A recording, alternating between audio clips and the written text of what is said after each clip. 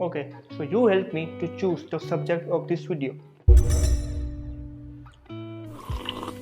We feel different every day. Sometimes we feel happy and sometimes we feel sad. Sometimes you feel like, what am I doing? Is this what I really want to do in my life? Sometimes we feel loved, or sometimes we feel like we are left out. We feel angry sometimes, or we feel we are a loser.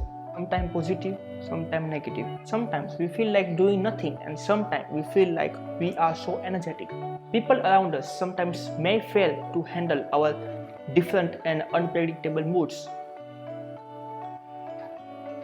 But we cannot blame them because they have their own roller coaster of feelings. But you can always pick up a book.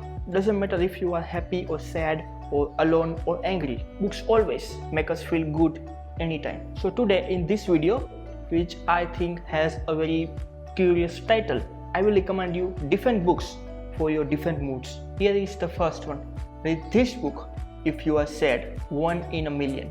This tale is set in London and it is completely presented through the eyes of the protagonist. Annie and her best friend Miranda run their own digital media marketing firm, which entails managing social media accounts of different businessmen and celebrities. Their business has many clients, but they are discovering that to make them pay on time is not an easy task. Annie gets persuaded into the bet with her landlord, a dude who dismisses her job as messing around on Twitter all the day. Because he is short on the cash for the month, he will give her a month's rent free if she can convert the next guy in the door into an Instagram celebrity in 30 days. Now, read this book if you are happy.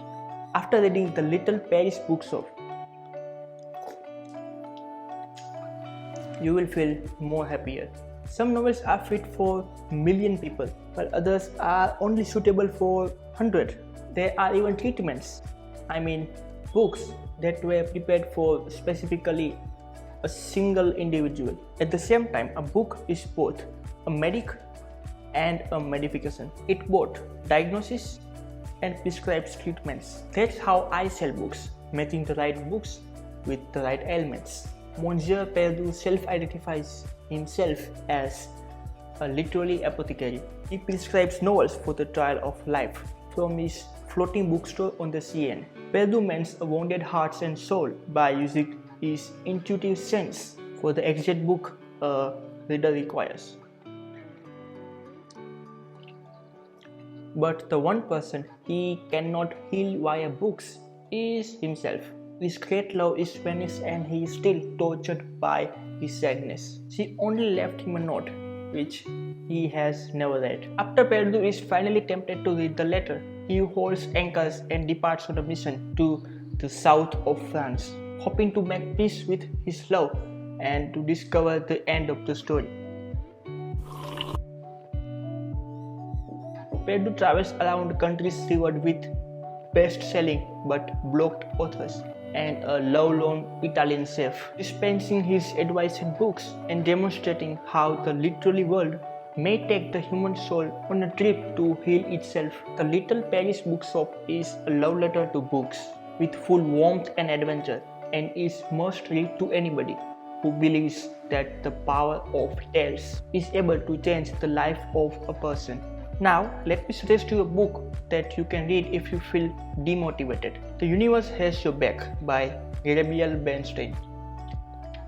Gabrielle Bernstein, a New York Times best-selling author, international speaker, and a spiritual junkie, shows you how to turn fear into faith and live a divinely directed life. Each tale and lesson will help you overcome the obstacles that are preventing you from achieving your goals of happiness, security, and clarity. This book will take you back to your own inner power when the world's tragedies appear overwhelming.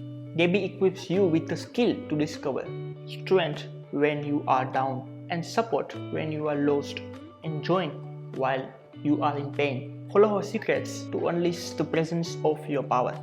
And now that universe always has your back. Next mood is angry. I have been angry a lot. In my superiority, I have been frustrated at those who think different than me, and maybe you feel the same. Do you know what all this anger achieved for me? Nothing. Absolutely nothing. Being angry at all of these things which was out of my control wasted my own time and energy. Read this book if you feel angry. Tactfulness by Hans Rosling. Rosling begins with a simple multiple choice exam about society, such as how long people live on average around the world. He took the exam to a wide range of people and discovered that the majority of them performed as if they were picking answers at random. It didn't matter how educated they were, even UN members didn't fare well. The most important lesson is how little we know about the world, despite our strong belief.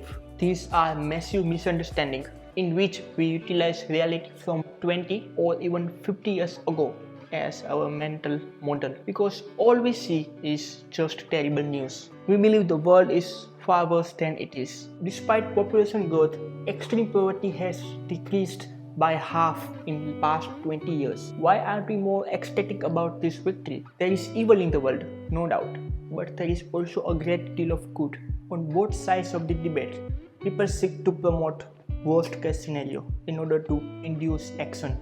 Always read a non-sensationalized case from the opposite sides whenever anything irritates you. I recently read this book, The Blue Umbrella, and it was a great book. You can check the review for this book here. And there is one more book which was very interesting, that is The 11 Minutes by Paulo Coelho. Yes, the same author who wrote The Alchemist. You can check it here.